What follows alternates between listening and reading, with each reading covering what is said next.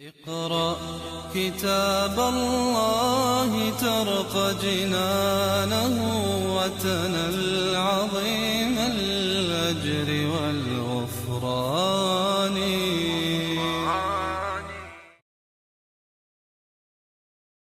أعوذ بالله من الشيطان الرجيم. بسم الله الرحمن الرحيم. الحمد لله رب العالمين، نحمده ونستعينه ونستغفره ونعوذ بالله من شرور أنفسنا ومن سيئات أعمالنا. من يهده الله فلا مضل له ومن يضلل فلا هادي له.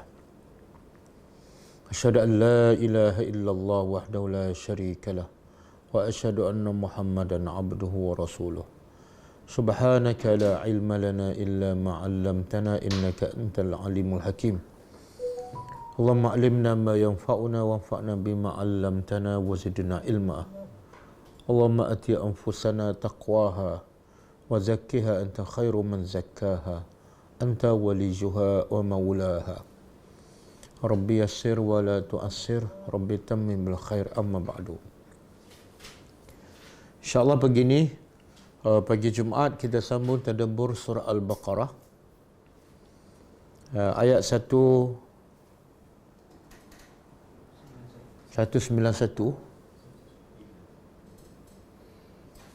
Sebelum tu kita tengok pengajaran ayat yang lepas, iaitu ayat 189 dan 190.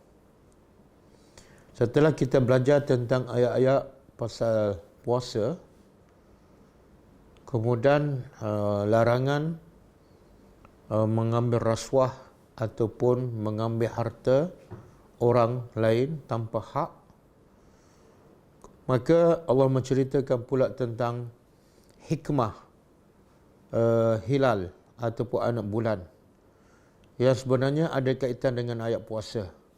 Sebab untuk menentukan bila berpuasa dan bila sambut raya ialah dengan melihat anak bulan. Dan selepas ayat ni Allah cerita pasal peperangan dan juga pasal haji, yang juga ada kaitan dengan anak bulan. Sebab untuk menentukan waktu haji, iaitu daripada bulan Syawal, Zulkadah, Zulhijjah, dengan melihat anak bulan. Dan juga peperangan ada tempat dan waktu yang dilarang berperang, iaitu bulan-bulan yang haram. Jadi ada kaitan dengan perang.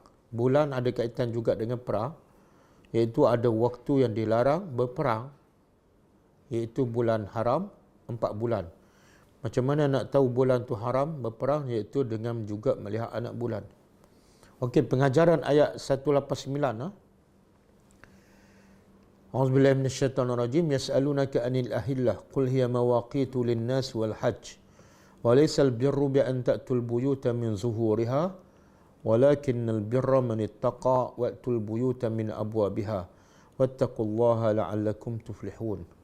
Pengajarannya pertama,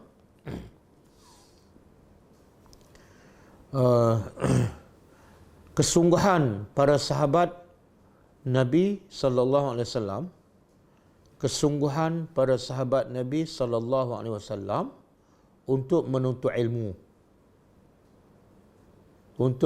ilmu, dan mengetahui tentang urusan kehidupan mereka, sama ada yang berkaitan dengan dunia atau akhirat.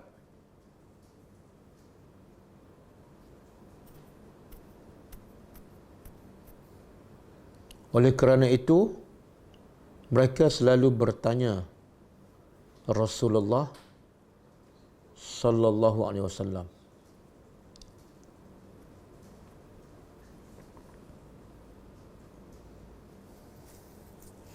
Yang kedua,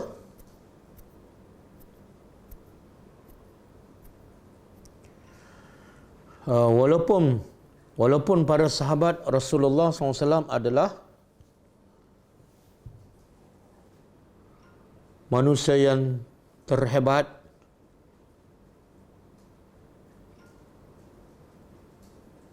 dan umat yang terbaik, mereka tetap tidak melakukan apa-apa amalan melainkan setelah bertanya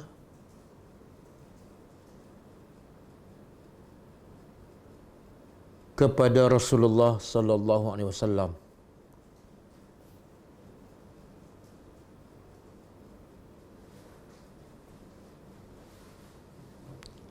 Kerana mereka faham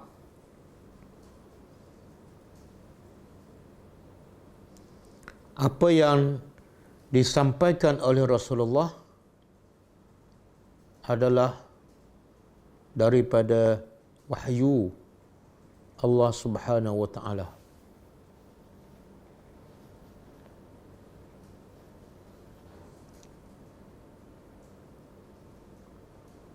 Yang ketiga, antara ciri-ciri orang yang beriman dan bertakwa dan cintakan Allah ialah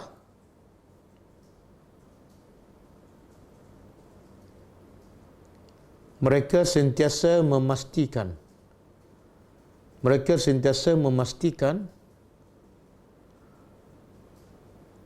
semua amalan yang mereka lakukan adalah selari dengan Al-Quran dan sunnah Rasulullah sallallahu alaihi wasallam.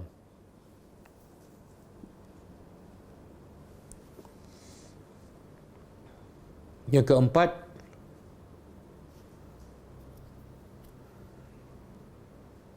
hikmah Allah mencipta anak bulan bermula kecil, kemudian membesar dan bulat, dan kemudian mengecil kembali supaya manusia dapat mengetahui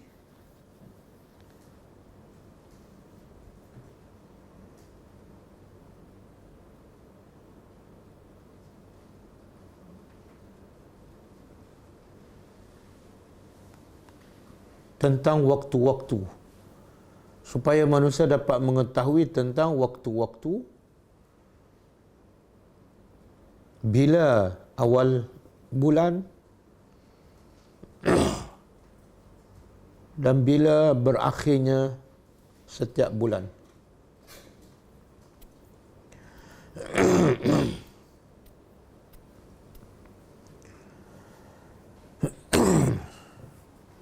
Termasuk juga untuk mengetahui bila bermulanya puasa dan haji dan musim haji dan bila berakhirnya.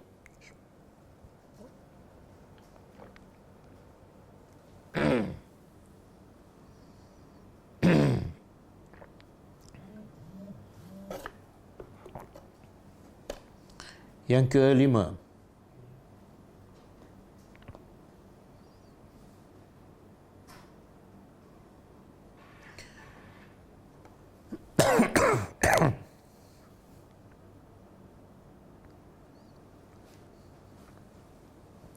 kebaikan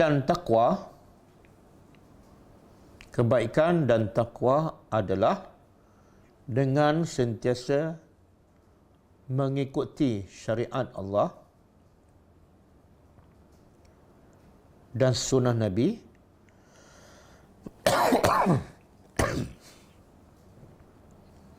dan mengelak daripada melakukan maksiat atau menyalahi sunnah Nabi sallallahu alaihi wasallam.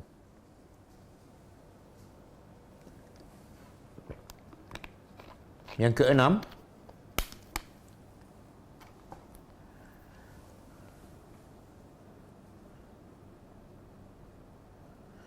adat-adat kebiasaan, ada adat kebiasaan yang dilakukan oleh orang ramai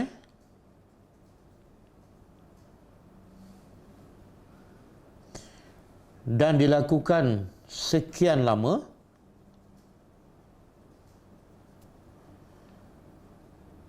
tidak akan menjadikannya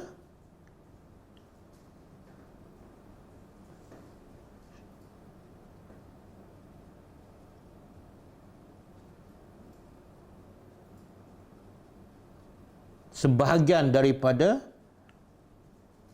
amalan agama, tidak menjadikannya sebahagian daripada amalan agama,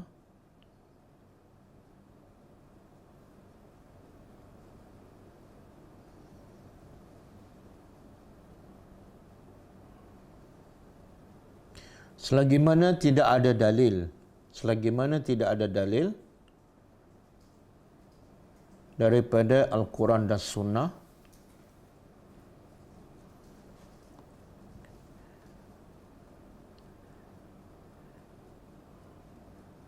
yang mengesahkannya.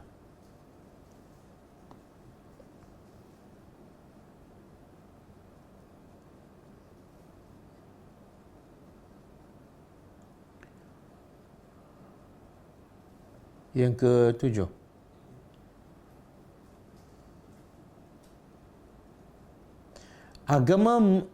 apabila agama melarang sesuatu larangan,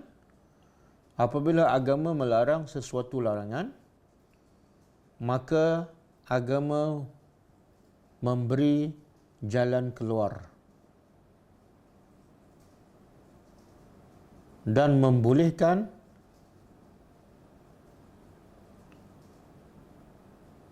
melakukan perkara yang lain.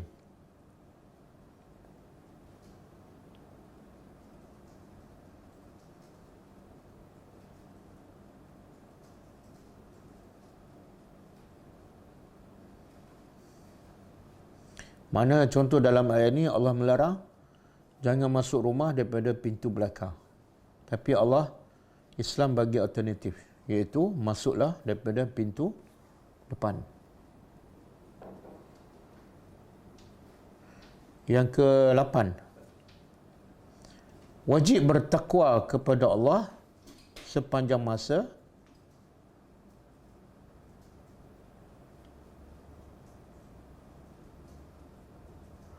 Yang ke-9, takwa adalah penyebab utama manusia mendapat al-falah. Takwa adalah penyebab utama manusia mendapat al-falah, iaitu selamat daripada neraka dan berjaya mendapat syurga.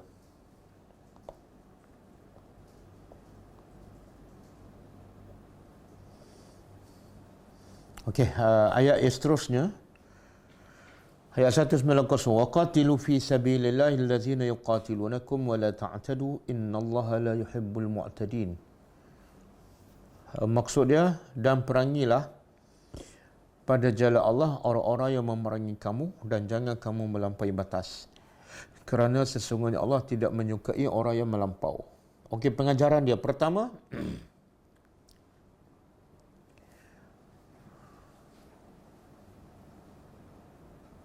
wajib memerangi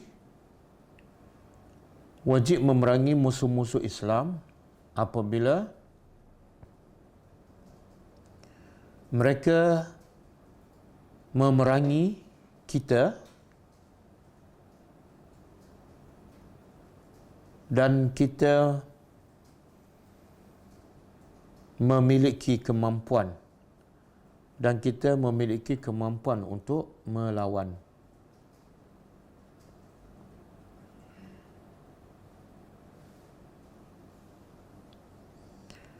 Yang kedua, haram melampaui batas ketika memerangi musuh.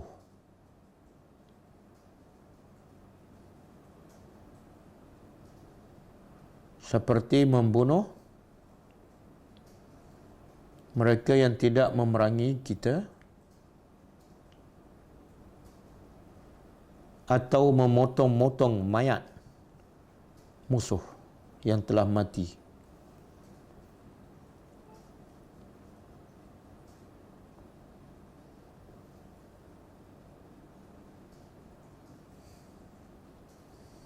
Okey, habis lah.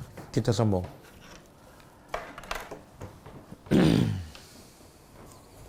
Ayat hari ini, ayat 191, adalah sambungan kepada ayat 190, iaitu tentang berperang di dalam Islam. Okey, auzubillahi minasyaitonirrajim. Waqtuluhum, dan bunuhlah mereka. Bunuhlah oleh kamu akan mereka.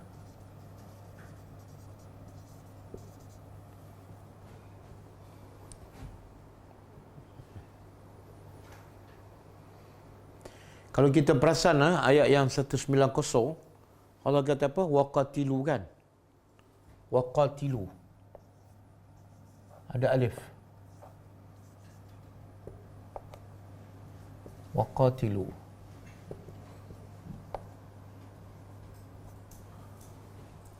Ayat hari ini waqtuluhum. Apa beza dia?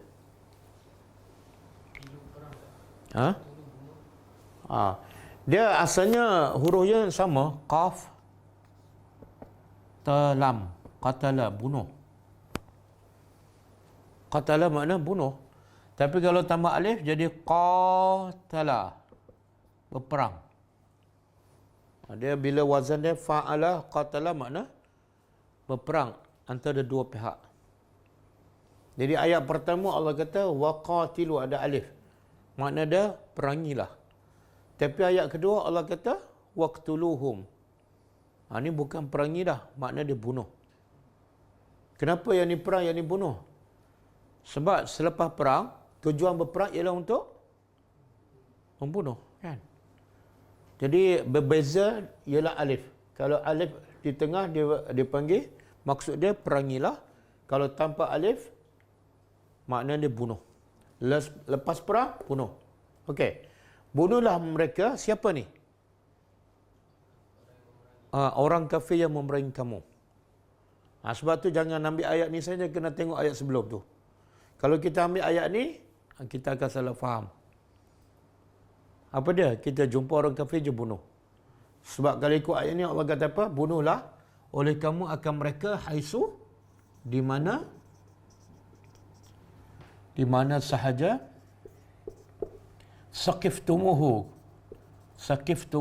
kamu dapati mereka ataupun kamu jumpa mereka.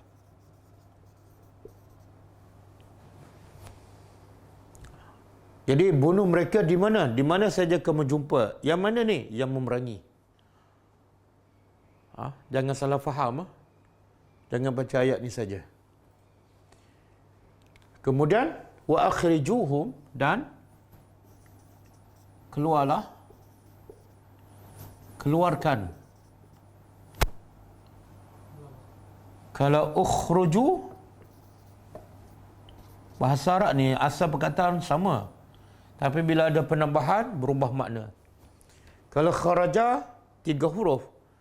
Kalau amarnya fi'il amar, ukhruju, keluarlah oleh kamu. Tapi yang ni daripada akhraja yukhriju, akhriju. Sekarang bukan makna keluarlah kamu, tapi keluarkan. Keluarkan oleh kamu siapa? Mereka. Jadi yang ni ukhruju, kamu sendiri keluar. Yang ni akhrijuhum, kamu tak keluar, tapi kamu mengeluarkan orang. Keluarkan mereka, iaitu orang-orang yang memerangi kamu, min, dari haisu, dari mana akhrajukum, dari mana tempat akhrajukum, mereka mengeluar ataupun mengusir kamu.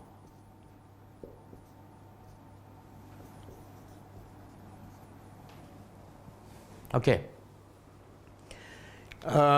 Siapa ni? Orang Mekah.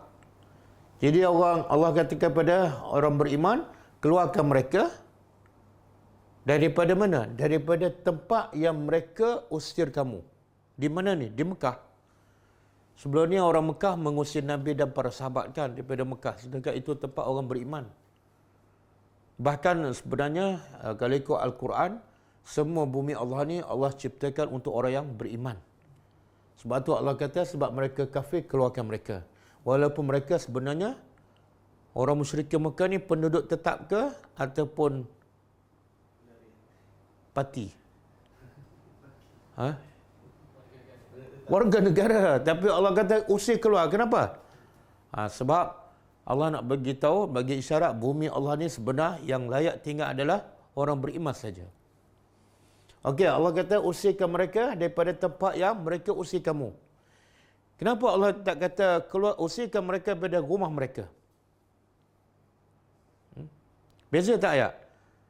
Usir mereka daripada rumah mereka. Satu lagi, usir mereka daripada tempat yang mereka usir kamu.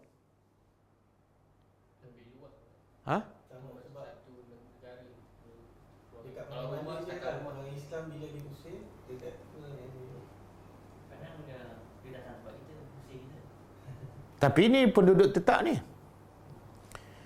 Jadi ayat ni sebenarnya juga bermaksud usir mereka daripada rumah mereka. Sebab mereka memang penduduk situ. Jadi soalannya, kenapa Allah tak guna ayat usir mereka daripada rumah mereka? Tapi sebaliknya Allah kata apa? Usir mereka daripada tempat yang mereka usir kamu. Menunjukkan kita memerangi mereka, tindakan mereka. Maksudnya bila mereka mengusir kita boleh. Mana Allah nak beritahu yang kamu buat ni adalah satu keadilan. Nampak tak? Kalau usir mereka daripada rumah mereka, macam tak tahu sebab kenapa kena usir. Tapi ayat ni memberitahu sebab. Kenapa kamu kena usir mereka? Sebab mereka pun usir kamu daripada tempat kamu. Kan? Dan juga ini menunjukkan dia macam hukum yang kita belajar sebelum ni. Qisas. Okey? Kemudian Allah begitu sebab. Kenapa ni? Satu, kena perang. Yang kedua, kena bunuh. Yang ketiga, usir mereka. Sebab, kenapa ni? Mungkin orang tak faham, dia kata Islam ni zalim. Islam ni kejam. Perang, bunuh, usirkan. Maka Allah begitu sebab. Wal fitnah tu, ini sebab wal fitnah dan fitnah itu asyaddu, lebih. Ayat ni biasa kita dengar kan. Ustaz-ustaz lalu ceramah ni. Fitnah asyaddu minal qatli. Tapi kadang-kadang dia salah guna ayat ni. Salah guna dan salah faham. Lebih dahsyat dari pembunuhan.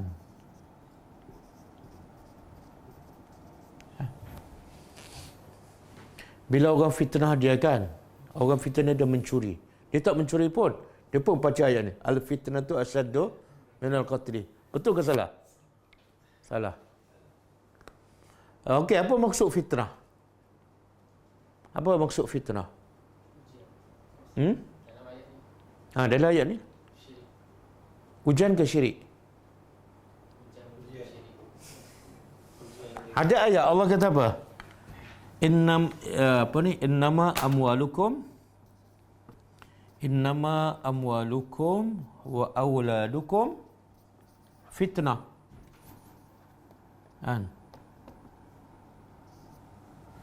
Sesungguhnya harta kamu dan anak-anak kamu adalah fitnah. Tapi fitnah dalam ayat ini berbeza dengan fitnah di sana. Fitnah di sini ialah ujian. Fitnah di sana kerosakan apa? Kerosakan nyawa apa ni? Bunuh ni kerosakan nyawa lah ni. Takkanlah kerosakan nyawa lebih dahsyat daripada kerosakan nyawa. Macam mana? Maksudnya apa yang disampaikan Nabi mereka tetap dengar dan mereka cuba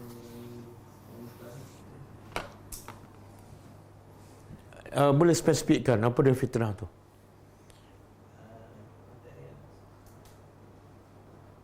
Kerosakan agama apa yang paling dahsyat? Syirik. Syirik. Jadi fitrah di sini ialah kerosakan agama, dan yang paling dahsyat ialah syirik kepada Allah. Syirik kufur kepada Allah adalah lebih dahsyat daripada membunuh.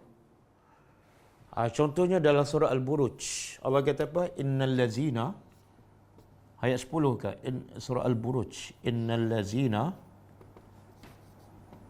fatanu al-mu'minina wal mu'minat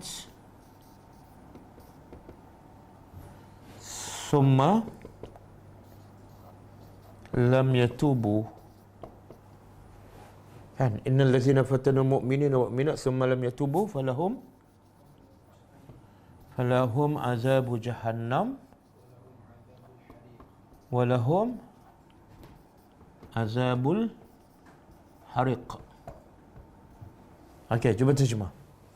Innal ladzina, sesungguhnya orang-orang yang fatanu, daripada perkataan itulah. Jadi orang-orang, sesungguhnya orang-orang yang memfitnah orang beriman, lelaki dan perempuan. Apa maksud memfitnah di sini? Menuduh apa? Dan ini surah apa ni? Al-Buruj. Sebelum di awal-awal surah Al-Buruj kisah tentang apa? Was-sama'i zatil buruj wal yaumil maw'ud wa syahidin wa mashhud qutila ashabul ukhdud. Qutila ashabul ukhdud, celakalah penggali-penggali parit. Kan, an-nari zatil waqud, yang menggali parit besar dan menyalakan api. Lepas tu an-nari zatil waqud idhum 'alaiha qu'ud, dan pembesar-pembesar ketika itu dia duduk tepi parit yang besar yang dinyalakan api, syuhud, menyaksikan, menonton. Apa dia buat? Dia bakar orang beriman. Siapa yang tak nak balik pada agama nenek moyang mereka, terjun ke dalam parit yang penuh dengan api. Jadi perbuatan raja yang zalim tu, iaitu menghalang manusia daripada beriman, fitnah. Menjadikan orang tu syirik. Dia nak manusia syirik. Itulah fitnah. Maka sebab tu ayat ni Allah kata apa? Sesungguhnya orang yang menghalang orang beriman daripada beriman, yang nak mengajak manusia kepada syirik, maka Allah bagi ancaman semalam yatubu. Walaupun jahat macam mana, Allah masih bagi peluang kalau mereka bertaubat. Boleh bertaubat? Boleh. Tapi kalau tak bertaubat, bagi mereka azab jahannam, dan bagi mereka azabul harik, azab yang membakar. Harik, membakar. Dia azab jahannam membakar tak? Kenapa sebut lagi azabul harik? Sebab sempurna dengan perbuatan mereka membakar orang beriman hidup-hidup.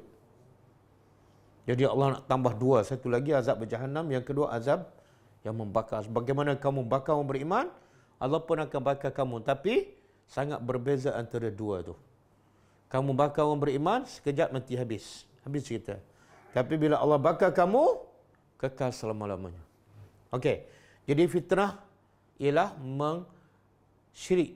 mensyirikkan Allah dan menjadikan manusia kufur kepada Allah. Okey, sekarang apa maksud ayat ni? Perangi mereka, bunuh. Bila bunuh, berlaku tak kematian? Kemudian kalau ada perempuan ke budak ke, usir keluar. Kenapa ni nampak macam zalim? Jawapannya di sini. Sebab maksud ayat ni ialah apa yang kamu buat kepada orang beriman beribadat di Mekah, kamu tak bagi. Orang beriman berdakwah di Mekah, kamu tak bagi. Akhirnya menyebabkan manusia ramai syirik kepada Allah. Bahkan kebanyakan penduduk Mekah adalah penyembah berhala, tegar. Kan? Ada 360 patung. Iaitu fitnah yang kamu lakukan lebih dahsyat daripada orang beriman bunuh kamu. Faham? Kamu nampak apa yang orang beriman buat tu dahsyat kan? Sampai kami dibunuh, kami diusir keluar. Tapi Allah nak bagi itu perbuatan kamu pada orang beriman lagi dahsyat. Apa dia? Kamu tak bagi mereka sembah Allah. Kamu tak bagi mereka mentauhidkan Allah.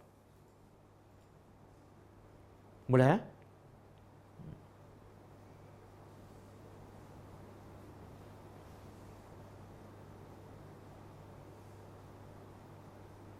Dia bagi sebagai contoh lah supaya nampak jelaskan.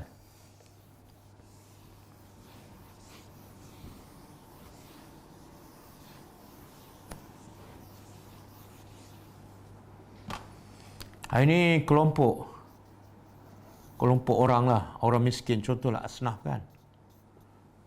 Kelaparan.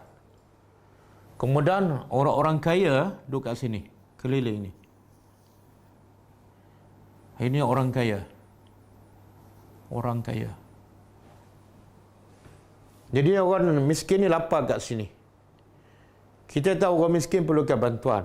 Dan orang kaya yang dekat dengan orang miskin ni tak bagi makanan. Zalim tak? Dan kita ada kemampuan kita boleh bagi pada asnaf, tapi dihalang oleh orang kaya ni. Faham tak? Apa kita nak buat dengan orang kaya demi nak selamatkan asnaf ni? Ha? Apa dia?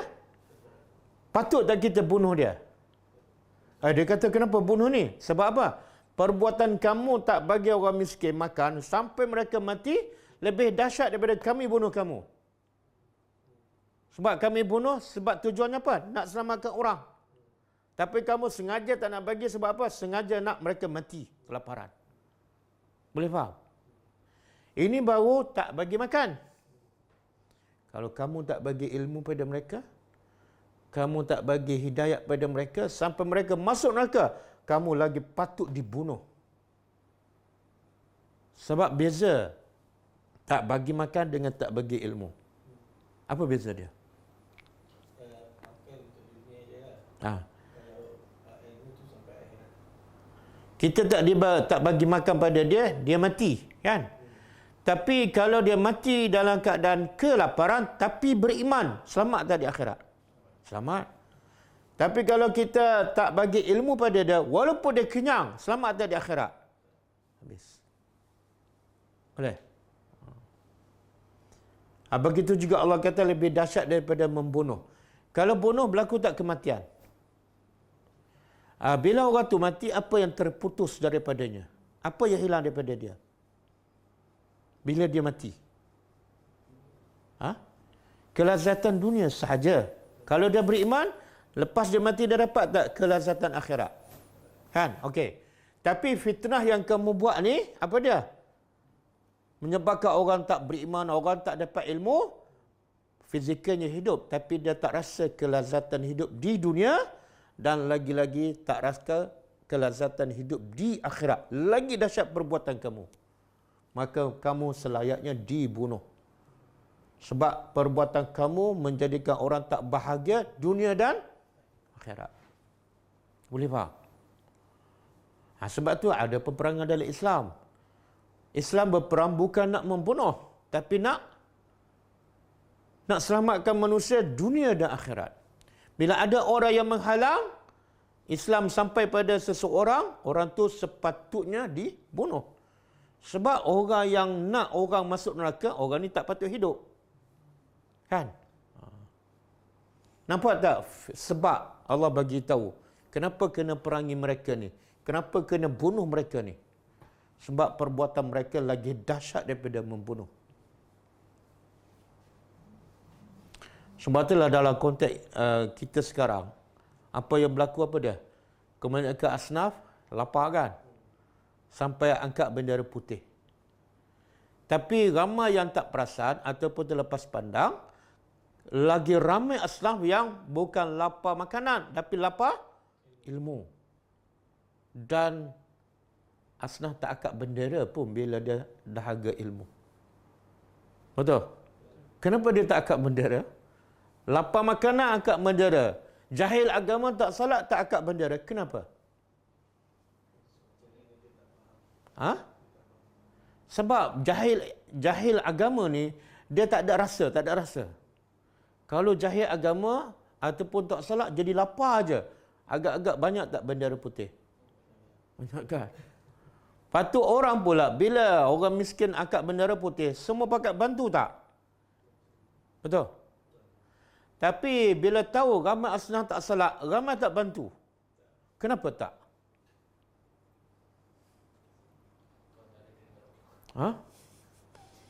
Kenapa tak? Tak, kenapa ramai orang yang tak nak bantu asnaf bila mereka jahil agama? Mereka tak salat. Macam ada ejen kita yang pergi jumpa orang miskin kan, makcik umur 68 tahun, tak pernah solat, dah tua dah, duduk pula dalam kawasan kelapa sawit kan. Siapa nak tahu dia tak solat kalau kita tak pergi dan tak mencari? Betul tak? Cuba bayangkan, antara dia mati kelaparan dengan dia mati tak solat, mana lebih menderita? Tapi berapa ramai yang berfikir, yang asnaf yang tak solat, yang jahil agama, lagi perlu dibantu daripada asnaf yang kelaparan. Kan? Betul tak? Inilah maksud ayat ni, wal fitnatu asyaddu minal qatli. Dan ada Allah bagi contoh dalam Quran lah. Allah bagi contoh dalam Quran.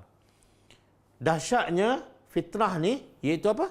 Syirik, kufur kepada Allah, lebih dahsyat daripada membunuh. Walaupun membunuh berlaku kematian, hilang nyawa.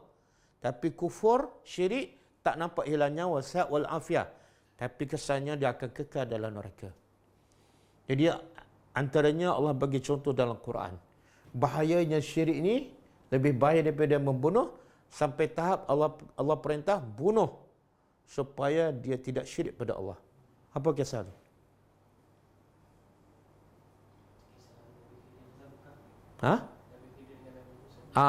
Kisah Khidir dan Musa. Allah perintah Khidir bunuh siapa? Bila bunuh berlaku tak al-qatlu. Kenapa kena bunuh? Tambah-tambah lagi dia budak kan, tak berdosa. Kenapa Allah suruh Khidir bunuh? Sebab jawapannya, bila dia besar dia akan syirik pada Allah, dan syirik itu lebih dahsyat daripada membunuh. Boleh faham? Sekarang kalau yang antara jadi berita besar dan berita tergempar lah, antara mak bapak yang bunuh anak ataupun biar anak mati, dengan mak bapak biarkan anak hidup sihat wal afiah tapi tak solat. Yang mana akan jadi berita gempar? Kelaparan kan? Tapi yang mana ikut Al-Quran yang paling dahsyat? Tak solat kan? Mana lebih ramai? Pernah tak keluar berita tajuk besar dalam akhbar? Ada 1,000 orang mak bapak yang sedang membunuh anaknya secara senyap, iaitu tidak mengajar agama. Pernah tak jadi tajuk besar berita? Tak ada. Okey? Jadi faham sebab tu ada berlaku peperangan bukan untuk membunuh tapi untuk menyelamatkan manusia supaya jangan syirik pada Allah, jangan kufur kepada Allah. Sebab kesannya dia tak akan bahagia sampai bila-bila dalam neraka. Okey. Kemudian Allah kata apa? Wala tuqatiluhum, dan janganlah tuqatiluhum, kamu perangi mereka inda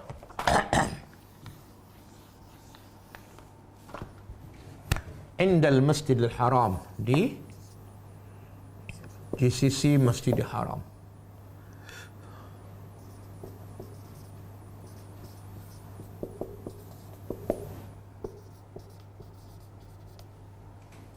Di sisi Masjidil Haram. Apa mana di sisi? Di Mekah lah. Allah tak kata jangan berperang dalam masjid, tapi di sisi Masjidil Haram, mana di sekitar, iaitu tanah haram Mekah. Okey. Jadi Allah nak berkata apa ni? Walaupun ada orang kafir kat situ, tapi kalau di situ tanah haram, jangan perangi. Maknanya tak boleh berperang di tanah haram. Okey. Itu di tanah haram, makna tempat. Masa berperang di waktu yang haram, boleh tak? Tak boleh. Tapi mana dalil? Boleh tak kita jadikan ayat ni juga dalil? Tak boleh berperang di waktu, bukan tempat.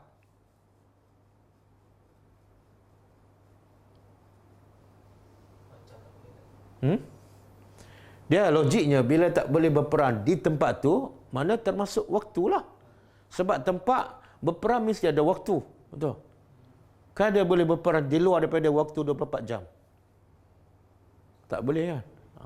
Okey, satu, haram berperang di tempat tanah haram. Yang kedua, haram berperang di bulan yang haram. Bulan haram ada berapa semua? 4 ke 3? 3 ke 2? 4. Bulan apa?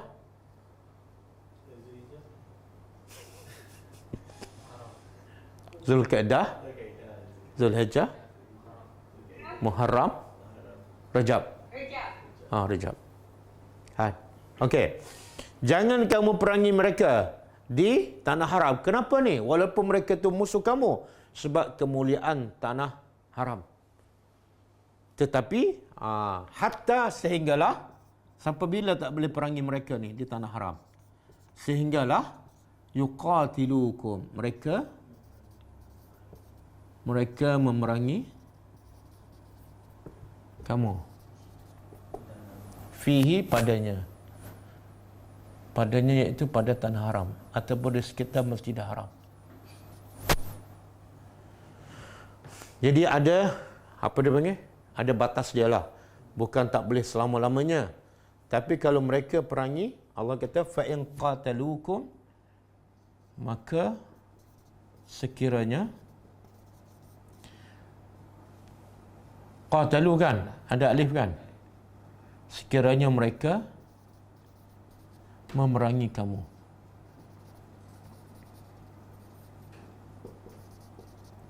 faqtuluhum, maka bunuhlah mereka.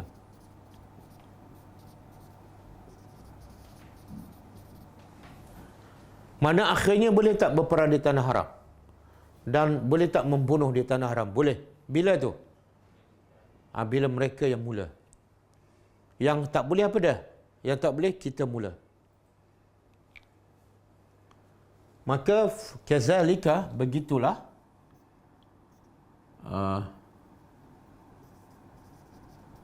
demikian itulah jaza, balasan orang-orang kafir. Apa maksud ni? Apa balasan orang kafir ni? Iaitu mereka memang patut dibunuh. Sebab itu balasan yang sangat sesuai. Kenapa sesuai? Sebab mereka menghalang manusia bahagia dunia akhirat. Maka mereka sepatutnya dibunuh. Kita pelik kan? Kita dengar mak bapak kurung anak dia tak bagi makan 3 hari. Semua akan kutuk mak bapak tu kan? Apa jenis mak bapak ni tak ada hati perut, macam haiwan. Kan? Tapi yang kutuk mak bapak tu tak pernah ajar anak dia solat. Bukan 3 hari. Dah 30 tahun. Mana lebih zalim? Tapi orang tak berfikir sebalik tu. Tak ada orang kata kamu tak ajar anak kamu solat, tak ajar anak kamu agama, kamu sebenarnya lebih zalim daripada mak bapak yang kurung anak dan tak bagi makan 3 hari 3 malam. Kamu lebih zalim. Kenapa? Sebab yang kurung anak tu mungkin anak dia mati dalam iman, masuk syurga. Tapi kamu biarkan anak kamu 30 tahun tak ajar agama, tak solat, sihat walafiat, tapi mati masuk neraka, kekal dalam neraka. Jadi mak bapak yang lebih zalim ialah yang bukan tak bagi makan. Tak bagi makan zalim. Tapi lebih zalim ialah tak bagi didikan agama. Okey. Lepas tu ada tak ayat Quran? Ayat Quran yang memerintahkan mak bapak bagi makan pada anak-anak.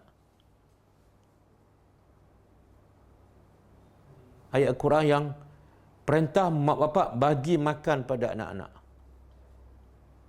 Siapa yang biasa khatam Quran, dia akan jumpalah.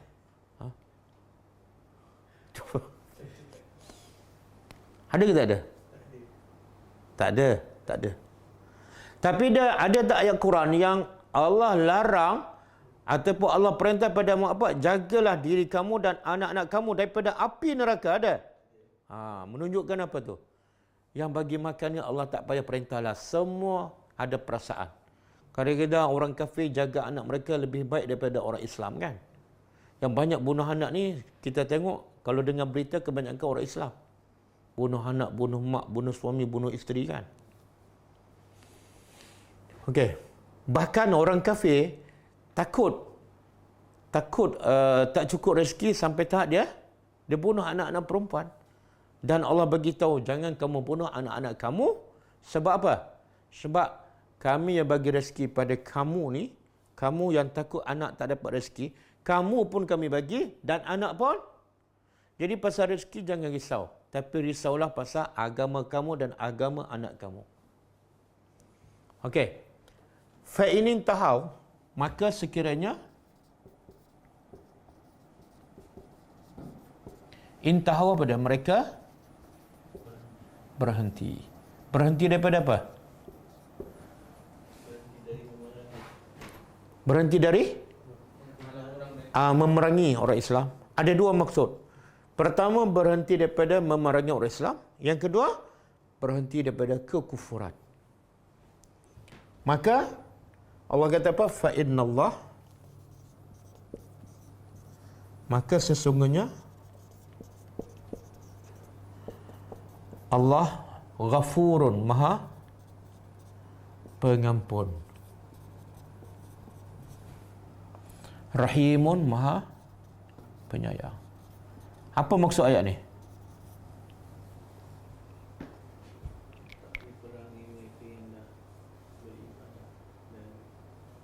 Nah, sekiranya mereka berhenti memerangi kamu, tiba-tiba Allah kata Allah Maha Pengampun.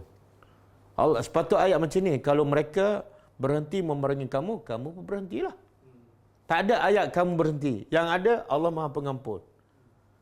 Maksudnya apa? Kalau Allah pun ampunkan mereka, kamu jangan lebih pada Tuhan. Aku tak nak ampun. Boleh faham tak? Jadi maafkan mereka. Sebab apa? Sebab Allah pun maha penyayang. Yang patut marah pada mereka siapa? Tuhan. Sebab mereka kufur pada siapa? Pada Allah, bukan kufur pada kamu. Jadi jangan lebih sudu daripada kuah. Kan?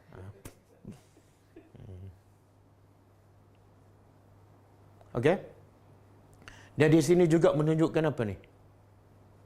Menunjukkan apa ni? Bila mereka berhenti, Allah kata berhenti. Allah bukan nak mereka mati sebenarnya. Allah nak mereka akhirnya beriman kepada Allah, masuk syurga. Inilah rahmat Allah. Jadi amat salah orang mengatakan Islam ni agama kejam, kira nak bunuh orang. Tak. Bila mereka berhenti, buktinya apa dah? Berhenti. Sebab Allah Maha Pengampun, semoga mereka bertaubat dan memeluk Islam. Okey. Waqtuluhum dan waqatiluhum dan perangilah mereka. Ini Allah nak bagi tahu perangi mereka ni apa tujuan dan sampai bila. Perangilah mereka hatta sehingga la takuna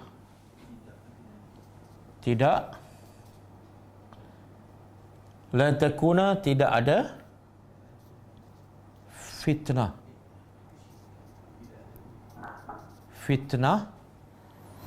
Satu, yang kedua wa yakuna din dan supaya agama wa yakuna dinu lillah kan, dan supaya agama menjadi milik Allah. Apa maksud? Apa yang Allah nak bagi tahu?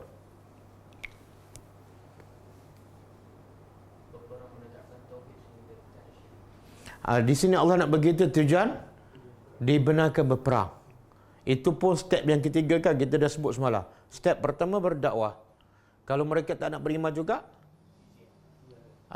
tak bayar jizyah. Tuntut mereka bayar jizyah ataupun cukai. Kalau mereka tak nak juga, barulah step yang ketiga berperang. Berperang pula tujuannya apa? Bukan nak membunuh semata-mata. Nak memastikan Islam dapat disebarkan ke semua tempat dan kepada semua orang. Bila ada yang menghalang, makna orang tu patut kamu tak nak beriman. Dahlah kamu tak nak beriman, kamu tak nak pula Islam sampai pada orang lain.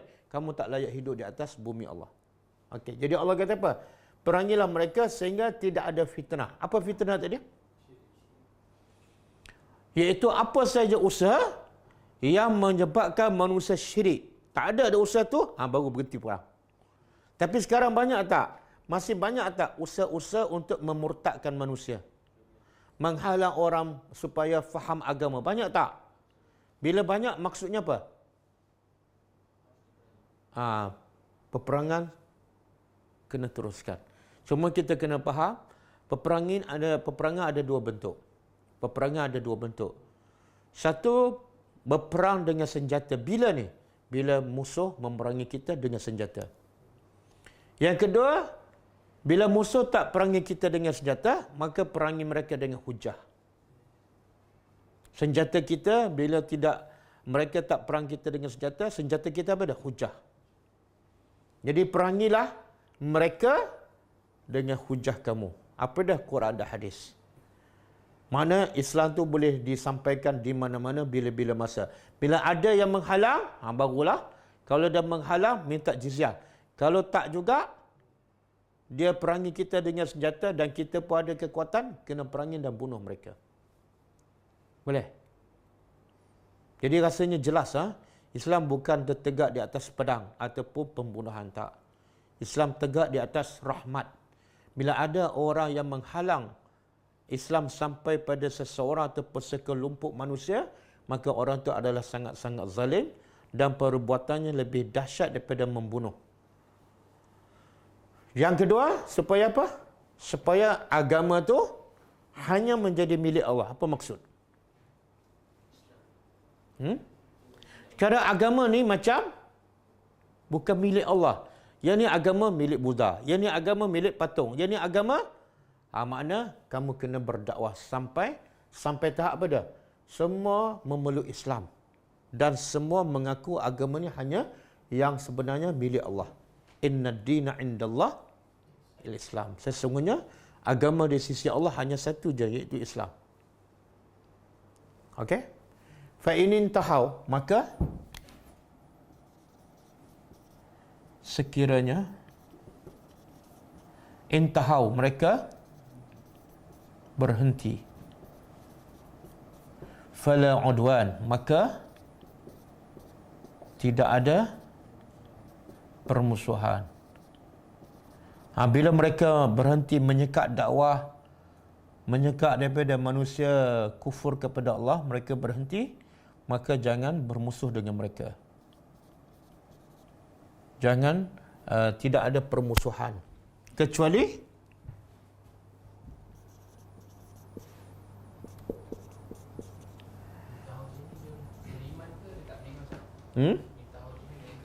Dua maksud. Intahau ni sama ada dia berhenti berperang tapi masih kafir. Makna kafir apa tu? Kafir zimmi lah. Kafir zimmi biarkan dia hidup. Tapi yang kedua, makna kedua ialah intahau ialah mereka memeluk Islam. Melekan ke atas orang-orang yang zalim.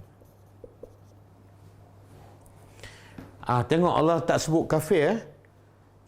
Sekiranya mereka berhenti, maka jangan bermusuh. Kecuali kalau mereka terzalim. Allah tak sebut kafir. Kenapa? Lebih umum makna apa? Kadang-kadang kezaliman tu datang daripada orang Islam, bukan orang kafir. Sebab tu Allah sebut dalam surah Baqarah, kita dah tadabbur ni. Waman azlam mimman man'a masajidallahi an yuzkara fiha ismuhu wasa'a fi kharabiha. Okey, cuba kita terjemah. Ayat berapa ni? Kita rasa dah tadabbur ni. Siapa lagi yang azlam, yang paling zalim? Siapa lagi yang paling zalim, mimman daripada orang yang mana'a, yang menghalang manusia daripada pergi ke rumah Allah untuk apa? An yuzkara fiha, untuk berzikir dan untuk beribadat dan mentaati Allah di masjid. Kemudian orang ni pula juga berusaha untuk merosakkan masjid tu. Merosakkan masjid sama ada merosakkan dari segi fizikalnya, dah hancurkan masjid, dia matikan masjid, ataupun masjid ada tapi tak hidup. Mana Allah kata apa? Inilah orang yang paling dan mungkin tak berlaku pada orang Islam. Mungkin. Sekarang orang kafir boleh tak halang kita pergi masjid? Orang kafir boleh tak? Tak boleh. Kalau orang kafir halang orang Islam pergi masjid, bergaduh besar, perang dunia ketiga dengan orang kafir, betul? Tapi yang menghalang sekarang siapa? Orang Islam. Diam je. Baik bos. Sebab tu Allah kata, kalau mereka berhenti, jangan bermusuh, kecuali orang yang zalim. Makna zalim ni merangkumi semua. Orang kafir pun mungkin, orang Islam pun mungkin. Sebab tu di awal surah Baqarah Allah bagi manusia kepada berapa? 3. Satu, beriman. Yang zahir dan batinnya beriman kepada Allah. Itu namanya beriman ataupun bertakwa. Yang kedua, yang kafir. Yang kafir itu zahir dan batinnya memang kufur kepada Allah. Jelas, clear. Tapi yang satu lagi, munafik. Zahirnya Islam, namanya Islam, pergi haji, pergi Mekah, bulan Ramadan, sah pertama. Tapi batinnya kufur. Ini yang paling takut ni. Yang paling bahaya ialah yang rupanya Islam tapi dalamnya kafir. Okey, boleh Jelas tak? Assalamualaikum Ustaz. Assalamualaikum warahmatullahi. Doa di hari Jumaat sebelum waktu maghrib digalakkan dan akan dimakbulkan. Ada dalil yang sahih tak Ustaz? Doa Sebelum waktu maghrib di hari Jumaat. Itu ada hadis. Doa antara selepas asar dan sebelum maghrib hari Jumaat, doa dimakbulkan, ada hadis. Hadis itu sahih, cuma ulama berbeza. Ada mengatakan ketika solat Jumaat, ada mengatakan ketika antara imam duduk antara dua khutbah. Tapi pendapat yang paling sahih, waktu yang dimakbulkan ialah selepas asar dan sebelum maghrib hari Jumaat. Assalamualaikum Ustaz. Waalaikumsalam warahmatullahi wabarakatuh. Ustaz, saya nak bertanya soalan. Sekiranya di sekeliling kita ada orang Muslim, ada orang non-Muslim. Di akhirat esok-esok, contohnya orang non-Muslim, sekiranya dia jiran kita, adakah esok-esok kalau kita tak sampaikan langsung tentang Islam ni, dia boleh datang kat kita dan caman kita ataupun macam mana hak kita terhadap orang-orang non-Muslim? Contohnya macam saya bekerja, saya akan jumpa kawan-kawan non-Muslim. Jadi macam mana Ustaz? Adakah kami ni akan ditanya esok oleh Allah? Apakah yang patut kami buat? Terima kasih Ustaz. Okey. Kewajipan pertama, kewajipan berdakwah adalah sabit daripada Quran dan juga daripada hadis Nabi SAW. Daripada Quran Allah kata apa? Ud'u ila sabili rabbika bil hikmah. Hendaklah kamu berdakwah, mengajak manusia kepada Allah dengan cara berhikmah dan mau'izah hasanah. Dan wajadilhum, berdebatlah mereka dengan cara yang terbaik. Itu umum. Allah tak sebut berdakwah kepada siapa. Bila tak sebut, umum. Termasuklah berdakwah kepada orang kafir. Bahkan Allah puji orang beriman dan mengatakan umat Nabi Muhammad adalah umat terbaik. Sebab apa? Sebab ada ciri-ciri al-amru bil ma'ruf wan nahyu 'anil munkar. Kuntum khayra ummatin ukhrijat lin-nas. Kamu adalah umat terbaik yang dikeluarkan untuk manusia. Apa peranan kamu? Ta'muruna bil ma'ruf wa tanhauna 'anil munkar. Kamu sentiasa menyuruh yang ma'ruf. Suruh siapa ni? Umum. Termasuklah orang kafir, dan mencegah kemungkaran. Daripada hadis pula Nabi kata, man ra'a minkum munkaran, siapa saja melihat kemungkaran daripada siapa ni? Apa-apa saja kemungkaran. Dan kemungkaran yang paling besar ialah syirik kepada Allah. Maka falyughayyirhu biyadi. Hendaklah dia wajib ubah dengan tangan ataupun dengan kuasanya.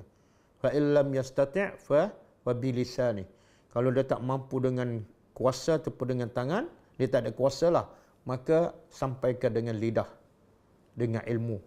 Fa illam yastati', kalau tak mampu juga, wajib dia benci dalam hati. Dan Nabi kata wazalika adhaful iman, itulah iman yang paling lemah, iaitu benci dalam hati. Benci apa ni? Benci kemungkaran, benci kesyirikan, benci maksiat. Itulah iman yang paling nipis. Maknanya kalau tegur pun tak, benci pun tak, kita tak beriman lah. Kita hanya Islam sahaja. Kita hanya Islam sahaja. Sebab kalau dah benci dalam hati, selemah-lemah iman. Kalau tak benci, makna tak ada iman lah. Okey. Jadi kita akan disoal oleh Allah di akhirat besok tentang tanggungjawab kita berdakwah.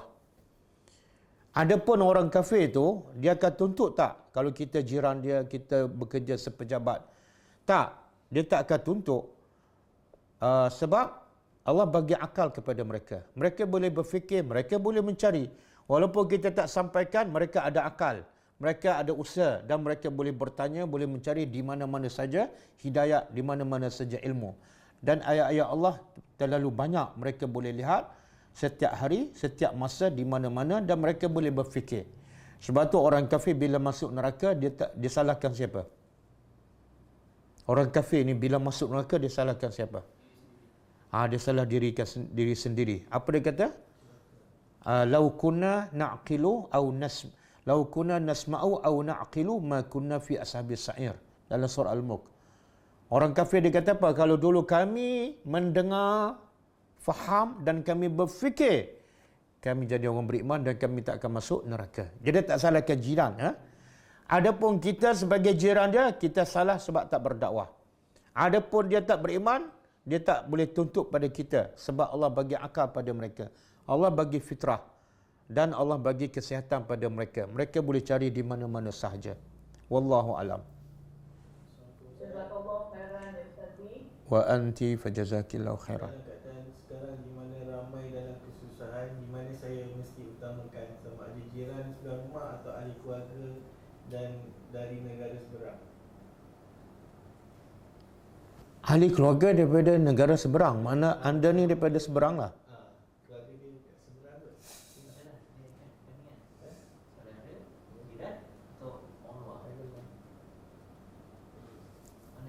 Okey, kita dah belajar kan ayat yang lepas. Allah bagi tahu ayat 177 kan surah Al-Baqarah. Laisal birra an tuwallu wujuhakum qibala al-masyriqi wal maghrib kan. Kemudian Allah kata wa atal mal ala hubbihi zawil qurba. Pertama dia bantu apa? Zawil qurba, kaum kerabat dia. Yang kedua orang miskin. Yang kedua anak yatim. Yang ketiga, orang miskin. Jadi ikut tertib. Yang pertama dia kena bantu ialah kaum kerabat. Kenapa? Sebab bantu kaum kerabat dapat dua kelebihan. Satu, dapat pahala sedekah. Yang kedua, dapat pahala silaturrahim. Jadi ikut susunan Al-Quran, kena utamakan kaum kerabat kita. Walaupun berada di luar negara. Tapi kalau kaum keluarga kita semua dah senang, tak ada masalah, tak perlu bantuan, pergilah yang kedua. Anak yatim dan juga orang miskin. Wallahu a'lam. Salam Ustaz, nak tanya, adakah waktu haram untuk solat sunat bila matahari tegak atas kepala? Kalau ya, bilakah waktunya? Sebab Ustaz dulu ada kata waktu duha boleh dibuat 15 minit sebelum zuhur. Makna waktu yang tak boleh solat ialah waktu duha boleh solat. Bila waktu duha bermula terbit matahari sampai 15 minit sebelum masuk waktu zuhur. Maknanya sepanjang waktu tu boleh solat lah, bukan haram. Yang haram apa dah? Lebih kurang 15 minit sebelum masuk waktu zuhur. Wallahu a'lam. Ustaz, bagaimana seorang itu dianggap sebagai seorang Muslim secara amnya? Adakah hanya dengan seorang itu mengucap dua kalimah syahadah? Jika dilahirkan di dalam keluarga Islam tetapi tak solat, tak puasa, dengan sengaja, adakah seorang itu dianggap bukan Islam? Dia lahir dalam keluarga Islam tapi tak solat, tak puasa. Tak puasa dengan sengaja. Sebab tu Nabi sebut dalam satu hadis kan, Bunyal Islamu ala khamsin. Islam itu dibina di atas 5 perkara. Apa dia 5 perkara? Syahadah, 2 kalimah syahadat. Yang kedua, solat 5 waktu. Yang ketiga, puasa bulan Ramadan. Yang keempat, haji. Yang kelima, zakat. Jadi, apa maksud dibina? Makna 5 perkara ni, solat, puasa, haji adalah asas dia. Dah ada asas, dah ada tiang, barulah boleh bina bangunan. Jadi kalau tak ada solat, tak ada puasa, memang tak ada asas lah. Bahkan Allah sebut dalam Quran, antara sebab manusia masuk neraka, dalam surah Al-Mudaththir kan, ahli syurga bertanya pada ahli neraka, ma salakakum fi saqar? Apa sebab kamu masuk neraka saqar? Apa jawapan ahli neraka? Qalu lam nakum minal musallin, sebab kami tak salat. Sepatut dia jawab apa? Sebab kami tak Islam, sebab kami kafir. Tapi dia jawab kami tak salat. Kata ahli tafsir, itu menunjukkan bahawa solat adalah tanda orang tu beriman ataupun tak. Bahkan Nabi sebut dalam satu hadis, al-ahdu bainana wa bainal kufri wa syirki tarkus solah.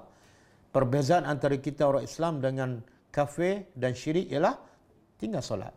Jadi bila solat, Islam. Bila tak solat, tak Islam. Wallahu a'lam.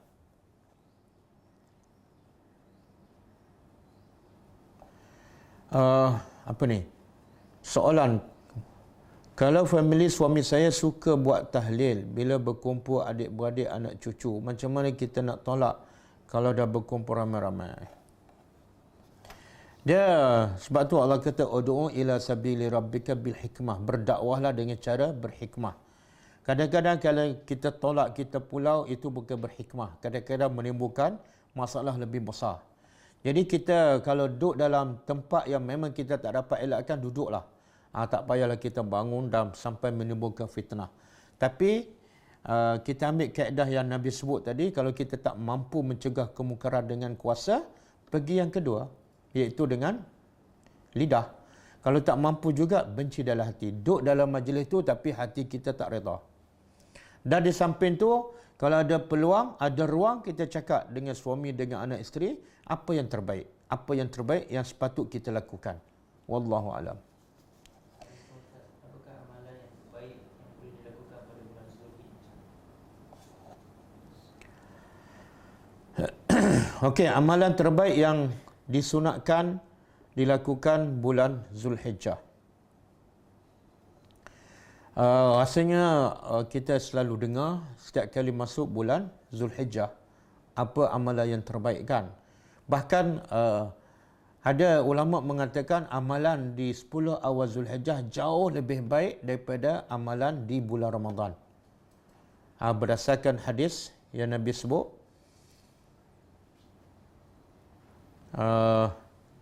satu hadis sahih, mal amalu min ayyamin afdalu minha fi hazihi, qalu walal jihad, qal walal jihad illa rajulun kharaja yukhatiru bi nafsihi wa malihi falam yarji' bi syai'in. Maksudnya, tidak ada satu pun amalan pada hari-hari ini, hari-hari ini iaitu 10 awal Zulhijjah, yang afdal, yang lebih baik, yang terbaik daripada beramal pada hari ini. Sahabat pun nak pastikan lebih baik sampai tahap apa tu? Walal jihad, walaupun dengan berjihad fi sabilillah, Nabi kata ya, beramal di 10 awal Zulhijjah lebih baik lagi daripada berjihad pada jalan Allah. Kecuali orang tu pergi berjihad dengan jiwanya, dengan hartanya, dan dia mati syahid, maka dia lebihlah. Tapi kalau dia pergi berjihad, kemudian lepas berperang, dia menang, dia balik dengan selamat. Orang yang beramal di 10 awal Zulhijjah, mungkin hanya solat sunat, mungkin hanya bersedekah, lebih baik daripada orang pergi berjihad kemudian balik dengan selamat. Dan Allah juga bersumpah dengan 10 awal Zulhijjah dalam surah Al-Fajr. Walaupun ulama khilafkan, ulama berbeza pendapat tentang apa? Walayalin ashri wal fajri walayalin ashri. Demi waktu fajar dan malam-malam yang 10. Ada ulama kata malam 10 tu 10 akhir Ramadan. ada kata 10 awal Muharram, ada kata 10 awal Zulhijjah. Tapi majoriti ulama mengatakan 10 malam tu ialah 10 awal Zulhijjah. Jadi bila Allah bersumpah dengan 10 awal Zulhijjah menunjukkan kelebihan besar. Jadi ulama juga mengatakan kenapa 10 awal Zulhijjah lebih daripada 10 akhir Ramadan.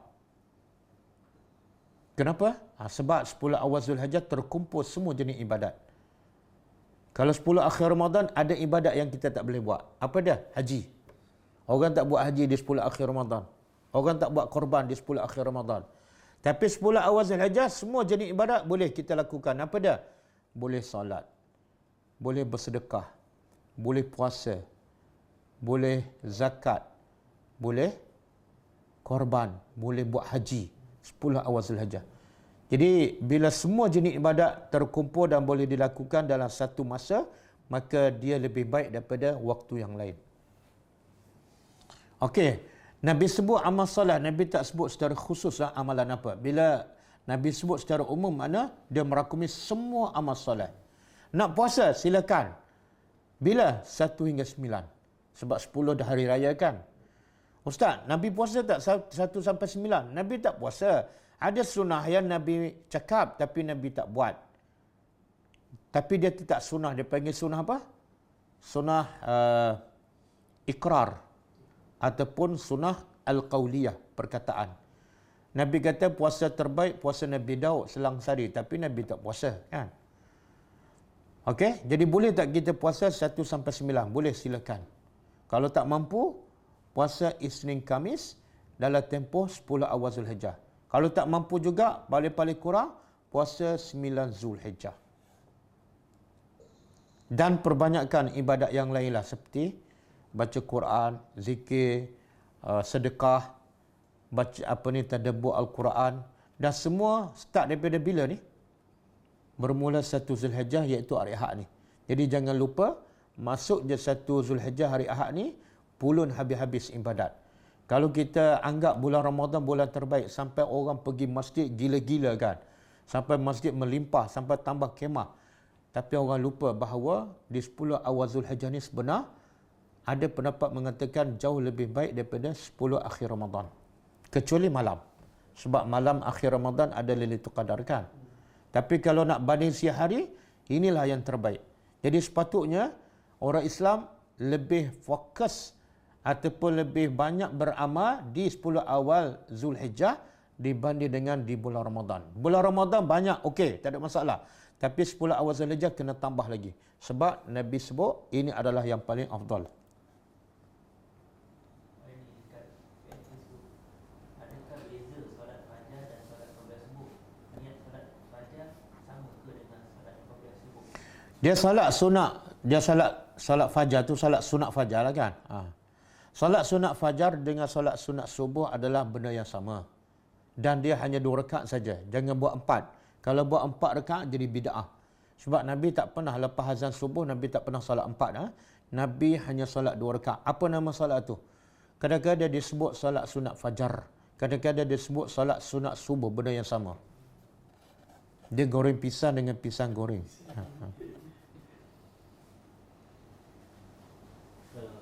Ustaz, dengan keadaan sekarang yang mana ramai menggunakan bantuan, sekiranya ada sedikit lebih wang antara buat ibadat korban dan membantu asnaf, yang menggunakan mana yang perlu diutamakan? Okey, yang mana perlu diutamakan? Yang patut diutamakan dua-dua sekali. Kalau duit banyak buat dua-dua, kenapa nak pilih kan? Sebab bila kita bersedekah ni kita buat pilihan. Sebenarnya sedekah tu untuk kita kan. Macam kita nak simpan duit untuk kita lah. Nak simpan banyak ke nak simpan sikit. Padahal dua-dua untuk kita. Banyak pun untuk kita, sikit pun untuk kita. Jadi kalau kita ada kemampuan, buat dua-dua. Bantu asnaf dan buat korban. Dua-dua sekali. Tapi kalau kemampuan kita terhad, bantu asnaf lebih utama. Sebab apa? Sebab Nabi sebut dalam satu hadis, ahabbun nasi ilallah anfa'uhum linnas. Orang yang paling Allah cinta ialah orang yang paling banyak memberi manfaat kepada orang. Jadi antara kita korban, yang kita tak tahu daging kita sampai tak pada asnaf kan. Kadang-kadang kita korban di Nigeria, kadang-kadang di Kemboja.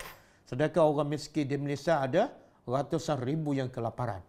Jadi bagi saya tak kurang tepat, iaitu tidak menepati apa yang disarankan oleh agama kita, dahulukan jiran kita ataupun kerabat kita yang berdekatan.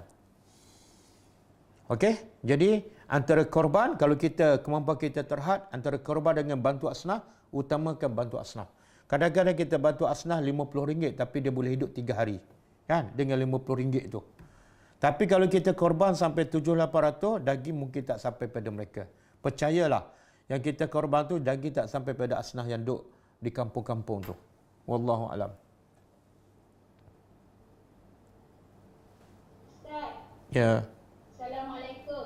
Waalaikumsalam warahmatullahi. Ustaz dah terlajak ni soalan ni tapi tak hati. Dah bagi pada korban pada untuk yang Mekah punya Ustaz. Tiba-tiba dekat sini COVID sampai berpanjangan Ustaz. Asnaf-asnaf memang banyak perlukan ini. Itu macam mana Ustaz? Dah bagi kan? Dah bagi sudahlah. Tanya soalan tarupan pula dekat korban tarupan. Tak, saya nak tanya Kak nak pahala banyak ke nak pahala sikit? Mesti nak banyak. Bagilah pada asnaf. Ada duit lagi kan? Banyak lagi kan? Banyak lagi dalam simpanan tu. Korban kita sekarang satu bahagian lembu dah sampai 700-800 kan? Cuba bayangkan kalau 800 tu kita bagi kepada asnaf.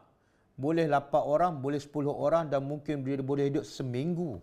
Tapi kalau kita korban satu bahagian, bukan saya tak galakkan korban, tapi keutamaan. Sebab tu banyak ayat mencela siapa ni? Banyak ayat mencela dalam Quran ialah mencela orang tak bagi makan pada orang miskin, bukan orang tak korban. Bahkan korban ni, majoriti ulama mengatakan sunat muakkadah. Tapi bantu orang miskin boleh jadi sampai tahap wajib. Sampai Allah kata apa? Yukadzibu biddin. Itulah pendusta agama. Siapa? Fazalika yad'ul yatim wa la yahuddu ala ta'amil miskin. Dan Allah kata kalla balla tukrimunal yatim. Sebenarnya kamu tak mulia pun. Kenapa? Sebab la tukrimunal yatim. Kamu tak memuliakan anak yatim. Dan wala tahadduna ala ta'amil miskin. Kamu juga tak mulia sebab kamu tak memuliakan dengan memberi makan pada orang miskin. Jadi banyak ayat Quran yang mencela orang tak bagi makan orang miskin. Tapi tidak ada ayat yang mencela orang tak korban. Dan kita tahu pendapat yang mengatakan korban ni ada kata wajib, ada kata sunat muakkadah. Pendapat paling kuat sunat muakkadah. Dalilnya apa dah? Nabi kata bila dah masuk 1 Zulhijjah dan apabila seseorang hendak berkorban. Makna apa tu? Tak wajib lah. Nabi kata bila seseorang hendak berkorban.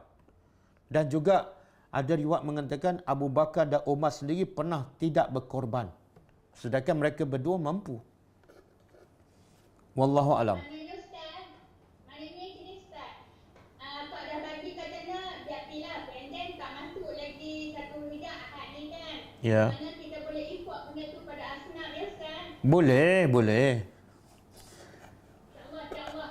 Okey. Walaupun yang kata dah tak ada tu kita bagi dia untuk kita pahala yang banyak Ustaz kata tadi kan. Dah tak ada nak bagi buat apa? Nak bagi tu mesti ada lah tu. Okey, bagi banyak-banyak sikit. Okey, soalan lain. Terima kasih Ustaz, terima kasih. Ya, sama-sama. Assalamualaikum Ustaz. Waalaikumsalam warahmatullahi. Nak tanya pasal solat jemaah kan ada macam kalau kita tak mula imam seorang tu solat tak bermula dengan makmum tapi ada orang belakang solat dia tepuk orang depan tu jadikan imam. Boleh ke macam tu? Betul ke macam tu Ustaz? Kalau betul boleh ke kalau orang depan tu solat sunat kita nak solat yang solat waktu wajib? Macam mana Ustaz? Pencerahan Ustaz. Okey, macam ada dua soalan je. Pertama, kita solat. Kemudian ada orang tepuk belakang kita sebagai isyarat dia nak berjemaah dengan kita kan. Jadi soalannya boleh tak tepuk? Dia sebenar kalau kita makmum tu seorang sahaja, dia datang lewat. Ada orang solat seorang, dia datang lewat seorang je. Maka di mana sepatut dia duduk? Dia sepatut duduk sebelah orang yang nak dia jadikan imam. Bila dia duduk sebelah, betul-betul rapat, tak payah tepuk. Memang kawan tu akan perasan. Kalau tak perasan, orang tu memang pensan lah. Jadi bila kita duduk sebelah, tak payah tepuk. Tepuk apa lagi? Kita kalau ada orang duduk sebelah, dia nak buat apa lagi? Nak ikut kita kan? Jadi tak perlu tepuk lah. Tak perlu tepuk sebenarnya. Yang tepuk ni biasa sebab apa? Sebab bila dia nak jadikan orang tu imam, dia duduk jauh. Dia bila duduk jauh, kalau dia ikut orang tu untuk jadi makmum, orang tu tak perasan. Maka perlu apa? Tepuk. Jadi sebenarnya tidak ada dalil. Tepuk tu tidak ada dalil. Tapi kalau semata-mata nak bagi isyarat, sebenarnya tak salah. Cuma cara terbaik beda. Duduk sebelah dia, tak payah tepuk. Kadang-kadang tepuk ni, kawan tu sakit jantung kan. Tepuk pula kuat, pengsan terus.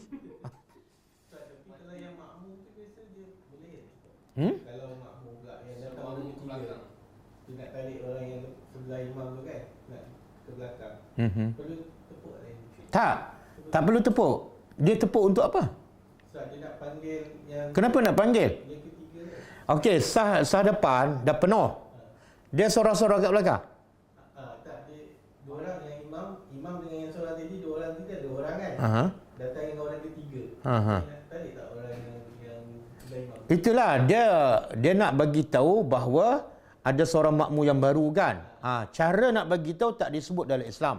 Sama ada dengan tepuk ke ataupun angkat takbir kuat-kuat ke. Biasa orang perasan lah. Allahu Akbar kan. Ada makmum, dia akan undur dengan automatik lah. Jadi cara nak menegur ataupun nak bagi isyarat tu tak disebut. Jadi umum lah. Wallahualam. Okey, soalan tadi apa dia? Yang kedua tadi? Boleh imam sunat? Boleh. Imam solat sunat, makmum solat wajib. Boleh.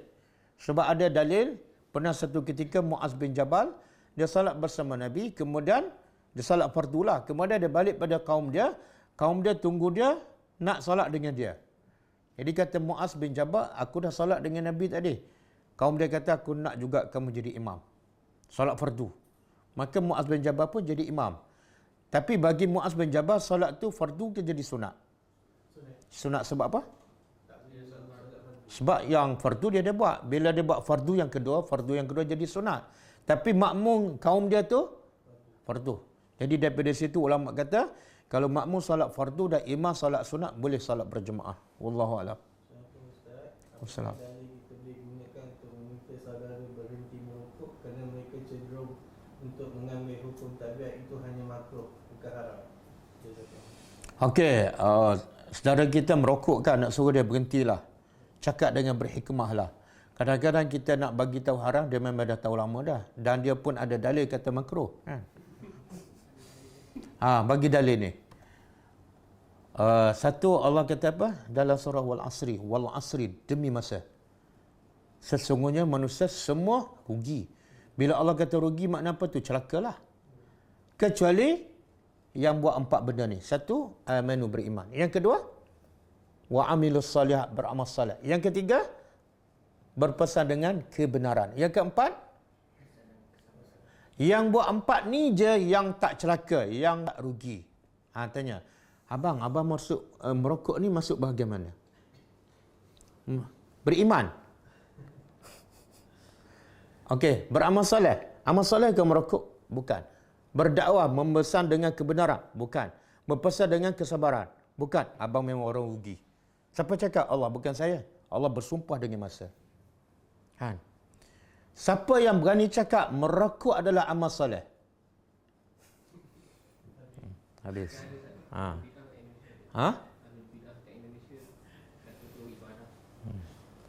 Dia satu lagi Nabi kata apa? Satu hadis sahih, min husni islamil mar'i tarku ma la ya'ni. Tanda cantiknya Islam seseorang ialah dia tinggal benda yang tak berfaedah. Tak berfaedah ni ada 2. Satu, benda yang haram. Benda yang betul-betul haram.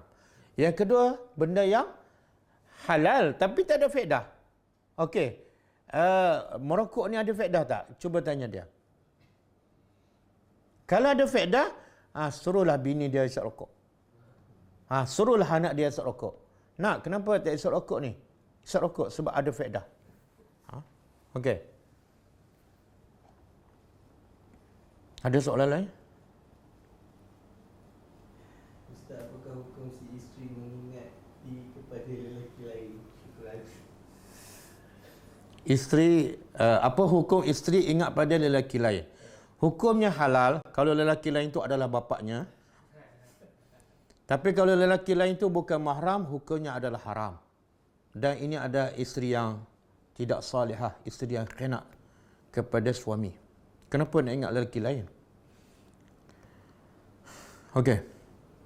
Dia kewajipan orang beriman ingat pada siapa? Allah aja. Orang yang beriman sentiasa ingat kepada Allah, berdiri, duduk dan baring. Wallahu a'lam. Satu pasangan suami isteri telah berpisah cerai dengan talak 3. Kemudian beberapa bulan bekas suami mengunjungi rumah bekas isteri dengan alasan untuk melihat anak-anak. Pergaulan mereka umpama semacam sebelum berpisah. Apakah tanggungjawab bapa saudara untuk mencegah bateri pergaulan mereka? Dia bila dia bercerai talak 3, makna dia bukan isterilah dan lelaki itu bukan suaminya, dan kena jaga batas-batas aurat dan pergaulan. Bila berlaku juga pergaulan macam suami isteri, maka benda itu mungkar dan kewajipan saudara mara yang terdekat ataupun orang yang melihat wajib mencegahnya. Kalau tak mencegah, orang yang melihat itu adalah berdosa sebab tidak mencegah kemungkaran. Dan nak mencegah, balik pada hadis Nabi tadilah. Pertama, kalau ada kuasa, halang lelaki itu masuk rumah. Kalau tak mampu juga, cakap. Kalau tak mampu juga, wajib benci dalam hati. Wallahu a'lam. Dah? Tak ada? Okey. Kita jumpa lagi hari Isnin, kan? Hari Isnin pukul 10.30 pagi, insya-Allah. Kita tutup dengan membaca tasbih kafarah. Subhanakallahumma wa bihamdika asyhadu an la ilaha illa anta astaghfiruka wa atubu ilaik. Assalamualaikum warahmatullahi wabarakatuh. اقرأ كتاب الله ترق جنانه وتنل عظيم الأجر والغفران.